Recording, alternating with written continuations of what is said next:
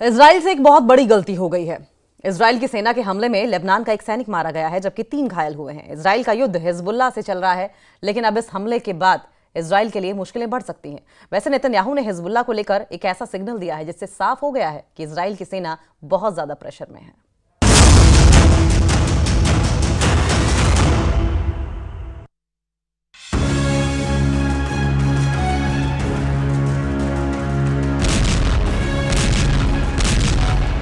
जब भी नेतन्याहू के सामने ऐसी तस्वीरें आती हैं, वो बेचैन हो जाते हैं। ये इजराइल का दूसरा सबसे बड़ा शहर हाइफा है और यहाँ हिजबुल्लाह के हमलों ने इजराइल को झकझोर कर रख दिया है। कभी जमीन पर आग तो कभी आसमान में आग। ये हिजबुल्लाह के रॉकेट है। नसरल्लाह को मरे 1.5 महीने से ज्यादा का वक्त बीत चुका है, लेकिन हिजबुल्लाह की आग इजराइल पर लगातार बरस रही है। हिजबुल्लाह के रॉकेट से बचने के लिए इजराइल की सड़कों से ऐसी तस्वीरें आती हैं।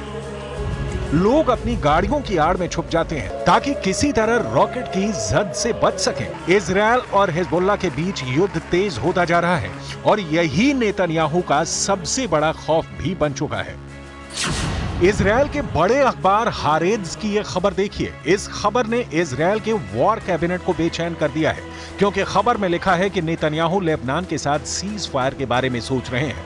खबर में बताया गया है कि लेबनान में ग्राउंड ऑपरेशन जारी रखते हुए भी नेतन्याहू कैम्प और हिजबुल्लाह के बीच सीज फायर की कोशिश जारी है और इसमें अमेरिका का भी दखल है। क्या यह माना जाए कि हिजबुल्लाह के हमलों के आगे नेतन्याहू ने सरेंडर करने का फैसला कर लिया है? वो अब हिजबुल्लाह को सफेद झंडा दिखाने लगे हैं ताकि लेबनान मोर्चे पर युद्ध खत्म हो जाए। इजराइल के अखबार हारेट्ज में छपी खबर तो यही बता रही है। क्या यह माना जाए कि नसरल्लाह के मरने के बाद हिजबुल्लाह के 10 कमांडरों को खत्म करने के बाद भी नेतन्याहू ने हैंड्स अप कर दिए हैं, यानी अब आगे का युद्ध लड़ना उनके बस की बात नहीं रही। अब तक नेतन्याहू ऐसा धमाका दिखाते रहे हैं। वो साबित करना चाहते हैं कि दक्षिण लेबनान में चल रहा ग्राउंड ऑपरेशन उनके कंट्रोल में है और हिजबुल्लाह बुरी तरह हार रहा है। इसी धमाके का दूसरा वीडियो देखिए। ग्राउंड ऑपरेशन के 1.5 महीने बाद भी दक्षिण लेबनान नेतन्याहू के कंट्रोल में नहीं है। इजराइल की सेना दक्षिण लेबनान में मौजूद है। दिन रात ऑपरेशन चल रहा है, लेकिन उसकी कामयाबी पर सवाल उठ रहे हैं।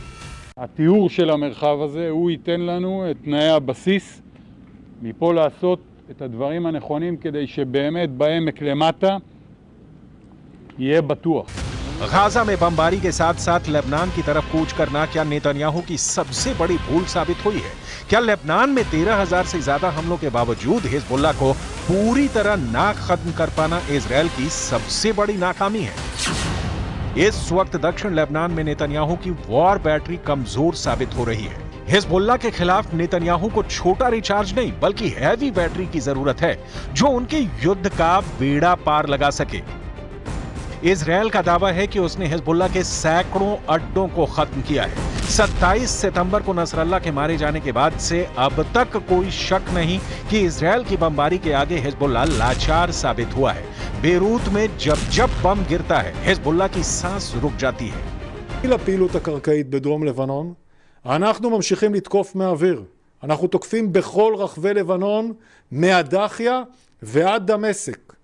בשבוע האחרון תקפנו יותר מ-300 מטרות מהאוויר ברחבי לבנון. מתוכם כ-40 מטרות בלב הדחיה בביירות. תקפנו מחסנים של אמצעי לחימה, מפקדות צבאיות וסוללות טילים של חיזבאללה. השמדנו את מרבית אתרי הייצור ומחסנים של אמצעי לחימה של חיזבאללה בביירות, ואנחנו ממשיכים לפגוע במה שנותר. अब ये वीडियो देखिए।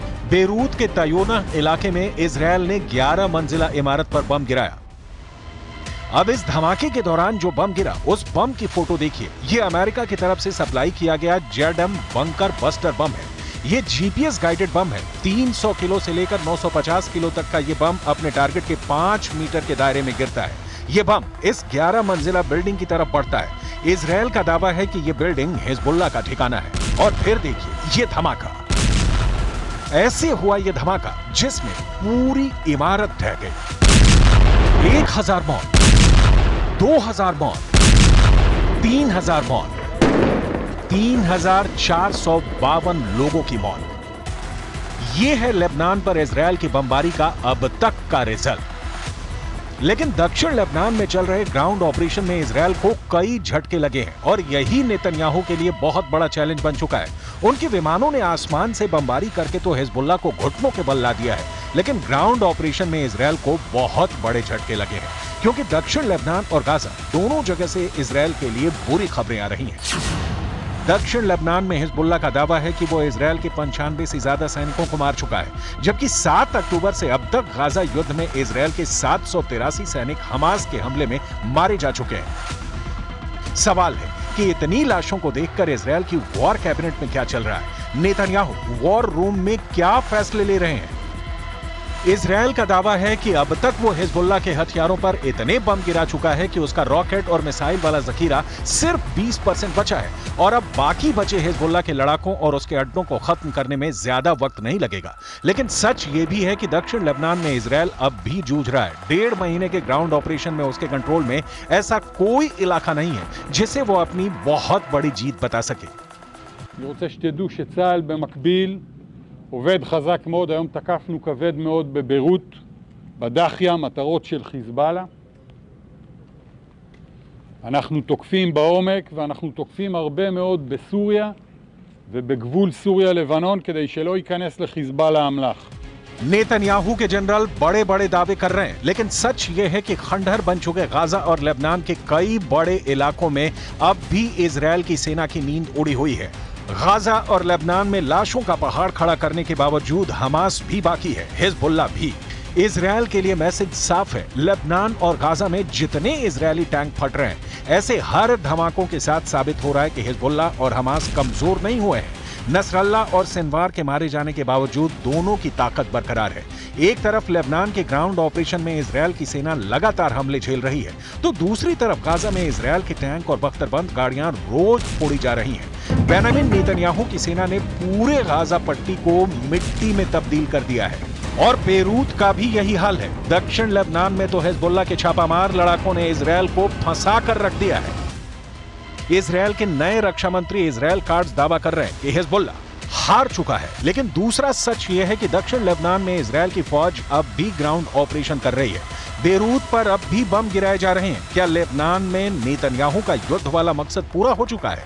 इस सवाल के 5 जवाब हैं जो नेतन्याहू को बहुत ज्यादा परेशान कर सकते हैं, इसकी पूरी गारंटी है। पहला जवाब, हसन नसरल्लाह की इजरायल के हमले में मौत हो चुकी है। दूसरा जवाब, उत्तरी इजरायल में अब भी हिजबुल्लाह के बम फट रहे हैं। तीसरा जवाब, लेबनान में 3500 लोगों की मौत हो चुकी है, लेकिन इजरायल का युद्ध जारी है।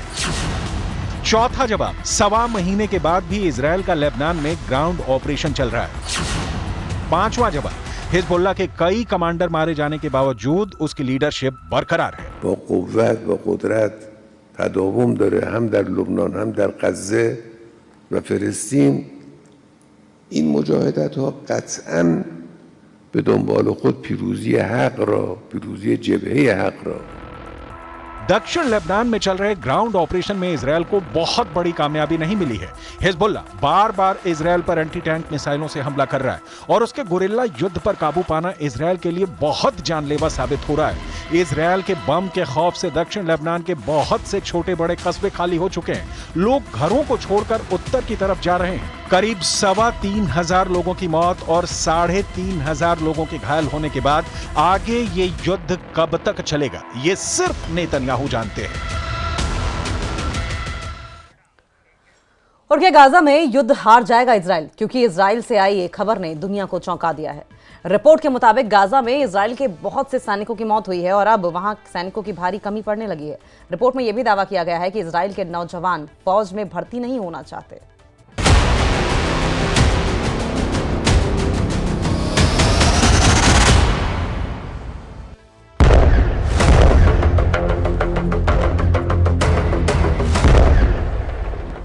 इजरायल में भाड़े के सैनिकों की भर्ती। जब से दुनिया के सामने ये रिपोर्ट आई है, हर किसी की जुबान पर सिर्फ एक ही सवाल है। सवाल ये कि क्या गाजा युद्ध हार रहा है इजरायल? क्या हिजबुल्लाह के हमलों से कमजोर पड़ गया है इजरायल? क्या इजरायल में लोगों की इतनी कमी हो गई है कि भाड़े के सैनिकों से इजरायल ने भर्ती अभियान छेड़ दिया है? क्या ईरान के मिलिशिया ने नेतन्याहू को घेर लिया है? सभी सवालों के जवाब देंगे आपको, लेकिन सबसे पहले वो खबर जिसकी चर्चा दुनिया के हर देश के राष्ट्राध्यक्ष की जुबान पर है, जो खबर हर न्यूज़पेपर की हेडलाइन बनी हुई है कि नेतन्याहू की सेना कमजोर हो गई है, नेतन्याहू की सेना थक चुकी है, नेतन्याहू के सैनिक युद्ध करने लायक ही नहीं बचे।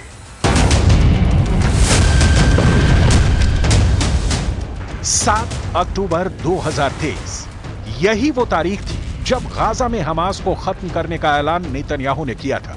नेतन्याहू ने कहा था कि जब तक हमास जिंदा है हम चैन से नहीं बैठेंगे। इस बात को 1 साल से ज्यादा वक्त गुजर चुका है और अब इसी जंग ने इजरायल की सेना के लिए बड़ी चुनौती खड़ी कर दी है। गाजा में भारी बमबारी के बाद भी हमास को न हरा पाने के बाद अब इजरायल सैनिकों की कमी से जूझने लगा है। रिपोर्ट्स के मुताबिक इस कमी को पूरा करने के लिए इजरायल ने भाड़े के सैनिकों को अपनी सेना में भर्ती करने की तैयारी कर ली है।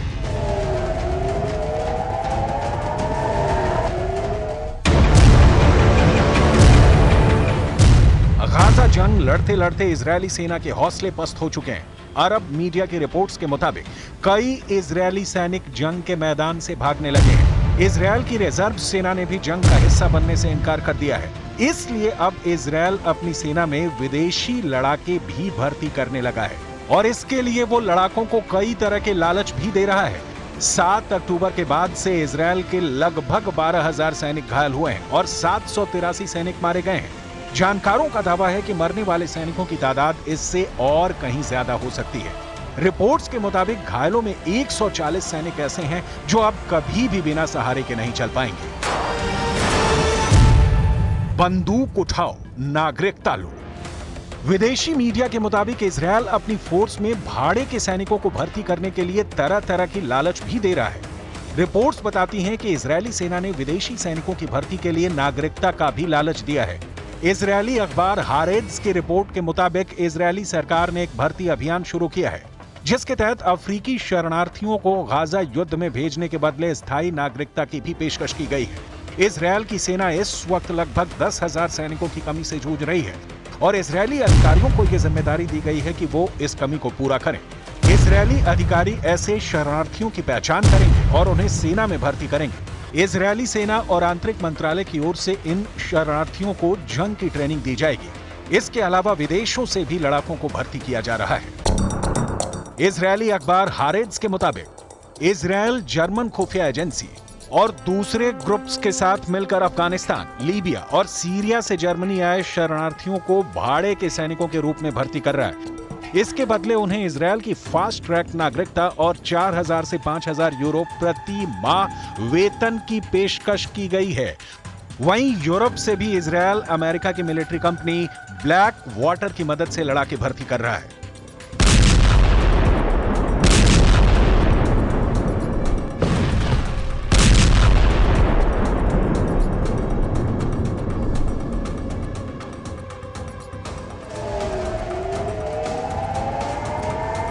अब इस तस्वीर को देखिए। अभी 4 दिन पहले की ये खबर है जब आईडीएफ ने आधिकारिक तौर पर उत्तरी गाजा में मारे गए अपने सैनिकों के नाम और तस्वीरें जारी की।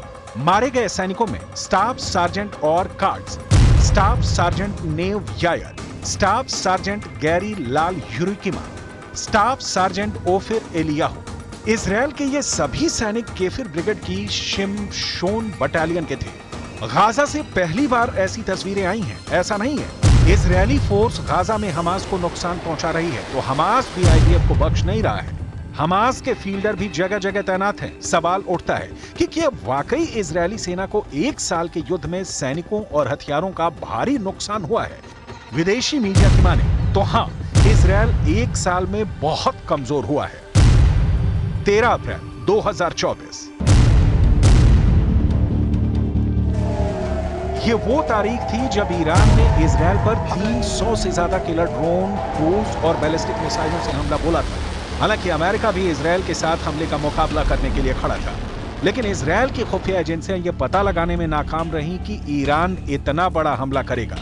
ईरान का हमला इजरायल की उम्मीद से बहुत बड़ा था। अमेरिका के F-15 लड़ाकू पायलटों ने ईरानी हमलों से मुकाबले के उस क्षणों को याद किया है। पायलटों ने बताया है कि ईरानी हमले के दौरान एक समय उनके पास फाइटर जेट में मिसाइलें खत्म हो गई, जिसके बाद उन्होंने बंदूकों का इस्तेमाल करना शुरू कर दिया था। अमेरिकी मीडिया को दिए एक इंटरव्यू में F-15 के पायलट ने बताया कि ईरानी हमले का सामना करते समय उनके पास हवा से हवा में मार करने वाली मिसाइलें खत्म हो गई, इसलिए उन्होंने फाइटर जेट में लगी बंदूकों से ड्रोन का मुकाबला किया। उन्हें इसकी उम्मीद नहीं थी जब लगा कि अब जान नहीं बचेगी।